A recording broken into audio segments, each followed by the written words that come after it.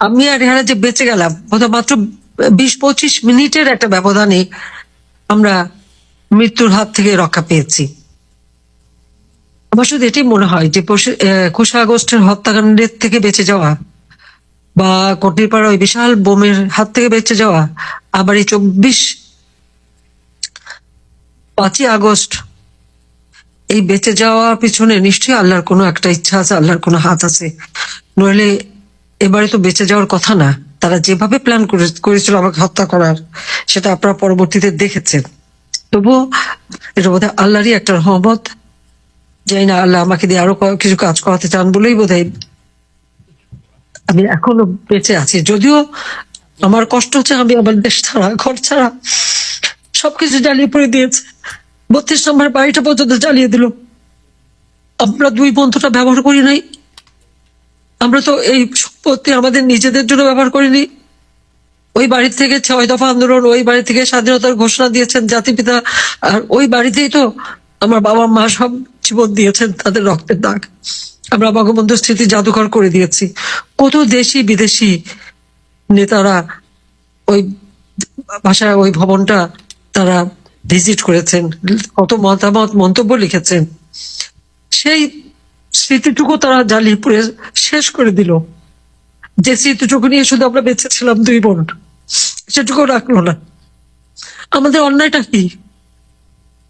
আমাকে কেন ফ্যাসিস্ট বলা হয়, আর কেন স্বৈরাচার বলা হচ্ছে? আমি কোন স্বৈরাচারী কাজ করেছি? আজকে আপনারা একটু তুলনা করেন তো, এই ইউনূস ক্ষমতা আসার পর ছাত্রদের এমন ভাবে বেয়াদব করেছে, এমন ভাবে ব্যবহার করছে। আছে ছাত্ররা শিক্ষকদের হামলা করে, তাদের গলায় জুতার মালা পরায়, তাদের গাছের সাথে বাঁধে, তাদেরকে পদত্যাগে বাধ্য করে। প্রিন্সিপাল, ভিসি, শিক্ষকদের। সংখ্যালঘুদের উপর হামলা। শুধু সংখ্যালঘু কেন, তারা সমস্ত দরগা শরীফ, পীর আউলিয়ার মাজার, সেখানেও তারা হামলা করে। সেখানে হামলা করছে, মসজিদ টসজিদ সব ভাঙছে, পাশাপাশি গির্জা, একটা গির্জা ভেঙেছে। খ্রিস্টানদের উপর হামলা, হিন্দুদের উপর হামলা, বাড়ি বাড়ি হামলা করে তাদের মেয়েদের উপরে অত্যাচার, তাদের সমস্ত লুটপাট করে নিয়ে আগুন জ্বালিয়ে দিচ্ছে, ব্যবসা প্রতিষ্ঠান ধ্বংস করছে। সবচেয়ে বড় কথা, পুলিশ কত হাজার যে পুলিশ হত্যা করেছে, এবং শুধু হত্যা করা না, হাত কেটে দেওয়া, পা কেটে দেওয়া, আগুন দিয়ে জ্বালিয়ে দেওয়া, সেই কাণ্ড পর্যন্ত করেছে। তারপর অজস্র মিথ্যা মামলা। আমার বিরুদ্ধে 155টার মতো মামলা দিয়েছে, যার অধিকাংশ হত্যা মামলা। আবার আমি যাদের হত্যা করেছি তার মধ্যে ইতিমধ্যেই প্রায় 35 জন জীবিত হয়ে ফিরেও এসেছে, কিন্তু মামলা দিয়েই যাচ্ছে।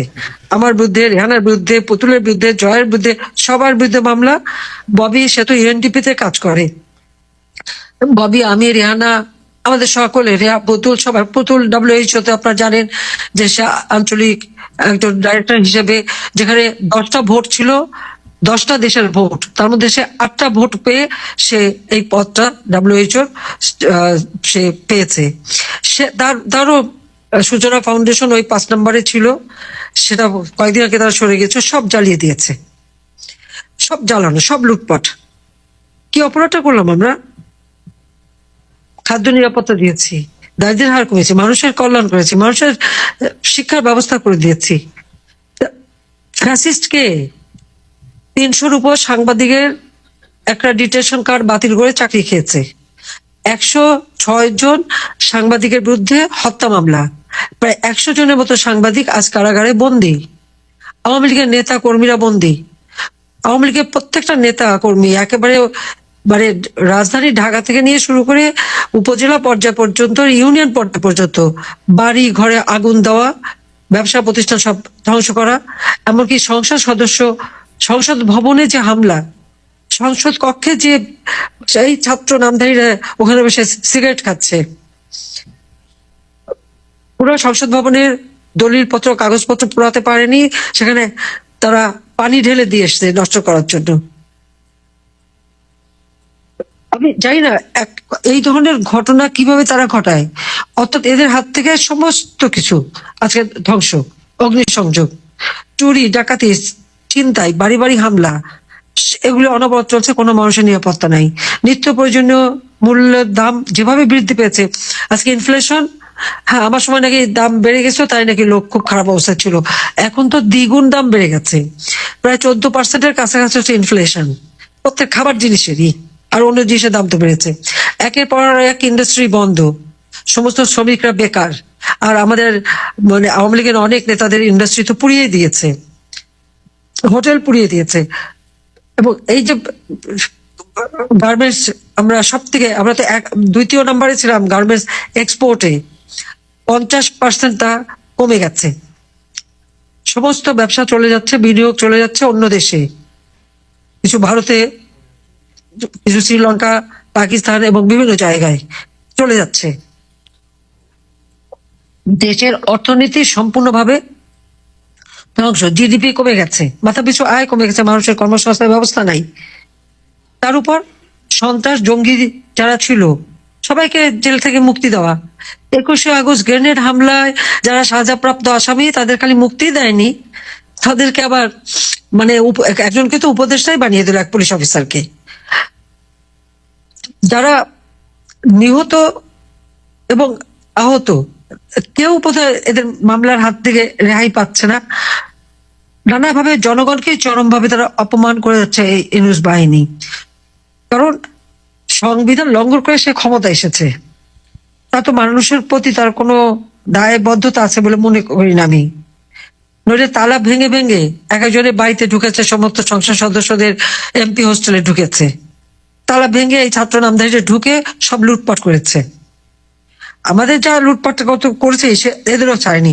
প্রধান বিচারপতি এবং বিচারপতিদের বাড়িতে লাঠি সোটা অস্ত্র নিয়ে, তরবারি নিয়ে হামলা, তাকে পদত্যাগে বাধ্য করাও। নির্বাচন commission, Bangladesh human rights commission, তারপরে পাবলিক সার্ভিস কমিশন, কোনো কিছুই বাদ নাই, সব জায়গায় হামলা করা। এমনকি চাকরি খেয়ে যাচ্ছে। একটা কি পুলিশের তাদের পাসিং আউট প্যারেড কি নাস্তায় গোলমাল করেছে বলে 250 পুলিশ বাদ, তাদের তো ট্রেনিং কেড়ে নিতে পারেনি, তার চাকরি থেকে বাদ। সরকারি অফিসারদের অপমান করা, গত 25 জনের বিরুদ্ধে মামলা, 3 জন সাবেক প্রিন্সিপাল সেক্রেটারি কারাগারে বন্দী। সরকারি অফিসার, পুলিশ অফিসার থেকে শুরু করে কেউ তো বাদ যাচ্ছে না, কেউ তো বাদ যাচ্ছে না। দেশটাকে একটা জঙ্গি রাষ্ট্রে পরিণত করেছে, জঙ্গিদের দ্বারা চালাচ্ছে। হলি আর্টিজেনে যখন আক্রমণ হলো, আমরা সেটা মোকাবেলা করে তাদেরকে বিচার করলাম, সাজাপ্রাপ্ত আসামি ইউনূস সাহেব তাদেরকেও ছেড়ে দিয়েছে, তারাও মুক্তি পেয়ে গেছে। 21 আগস্ট গ্রেনেড হামলার আসামি সাজাপ্রাপ্ত, হলি আর্টিজেনের আসামি, 7 খুনের আসামি সবই মুক্ত। কোন সন্ত্রাসী দুর্নীতিবাজ কেউই আর জেলে নেই। আপনারা দেখেছেন যে তারেক রহমানের দুর্নীতির ব্যাপারে এফবিআই একজন অফিসার তিনি কিন্তু একটা একটা মেসেজ দিয়েছে, একটা স্ট্যাটাস দিয়েছে। সে যে নিজে এসে সাক্ষী দিয়ে গিয়েছিল, সেই সাক্ষী দিয়েছে তার সাজা, এবং খালেদা জিয়ার নাইকো কেসেও কিন্তু তারা সাক্ষী দিতে প্রস্তুত ছিল। সে অসুস্থ হয়ে যায় বারবার, আমি তো তাকে যাতে সাজা থেকে মুক্তি দিয়ে বাড়িতে থাকার ব্যবস্থা করে দিয়েছিলাম আমার এক্সিকিউটিভ অথরিটি দিয়ে।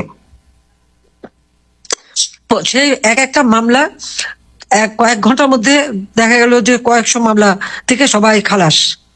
অর্থাৎ কি, বাংলাদেশ এখন সন্ত্রাস জঙ্গিদের অভয়ারণ্য, তাদের দ্বারাই ক্ষমতা দখল করেছে ইউনূস এবং তাদের নিয়ে চলছে। তাহলে একটা মিডিয়া কথা বলতে পারে না, কোনো নিউজ দিতে পারে না। আওয়ামী লীগের নেতা কর্মীরা 14 ডিসেম্বর বুদ্ধিজীবী কবরস্থানে যাবে, সেখানে যেতে পারবে না, পুলিশের বাধা, তারা একটা ফুল পর্যন্ত নিতে দেয়নি। তারপর বলে আওয়ামী লীগ আসে নাই। এক কলমের খোঁচায় নির্বাচিত জেলা পরিষদ, উপজেলা পরিষদ, ইউনিয়ন পরিষদ সব বাতিল। আওয়ামী লীগ আইন করে